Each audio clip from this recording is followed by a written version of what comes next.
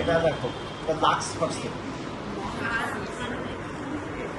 সাধারণত মনের মধ্যে LUX আসে, হ্যাঁ, কিন্তু না, LUC apostrophe S, Luc's percent, Luc's percent.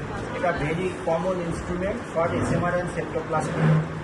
ঠিক আছে, এটা special instrument for nasal surgery, Luc's percent. এটা দিয়ে কী কী আরও ইউজ, এগুলো দিয়ে দিই।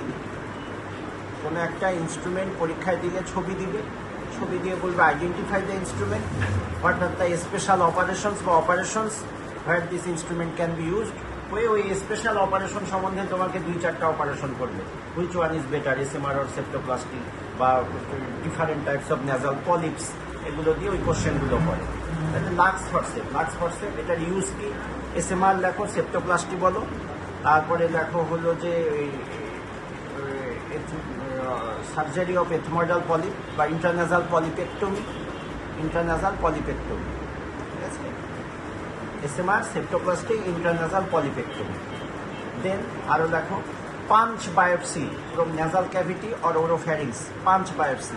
আমরা ছোট কোনো কালকে একটা ওয়ার্ডে একটা পেশেন্ট ছিল, দেখো নাই তোমরা, মুখের টনসিলের দিকে একটা গ্রোথ ছিল অনেক বড়।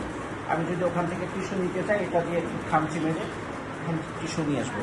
Punch biopsy, punch, punch, PUNCH, এটা খুব সহজ একটা জিনিস। Punch biopsy from nasal cavity আর ওরাল ক্যাভিটি, ওরোফ্যারিংস, যে কোনোখান থেকে আমি একটু টিস্যু কালেকশন করে বায়োপসি করতে পারি, পাঞ্চ বায়োপসি, এটা দিয়ে করা যায়।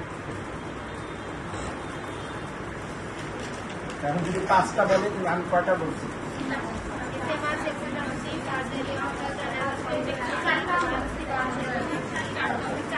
যদি তোমার 5টা আসে, বুদ্ধি করে কি করতে পারো, একটা punch biopsy from nasal cavity, punch biopsy from oral cavity, SMR septoplasty. ঠিক আছে, এখন আমার এগুলো মোটামুটি নোজেল ইনস্ট্রুমেন্ট।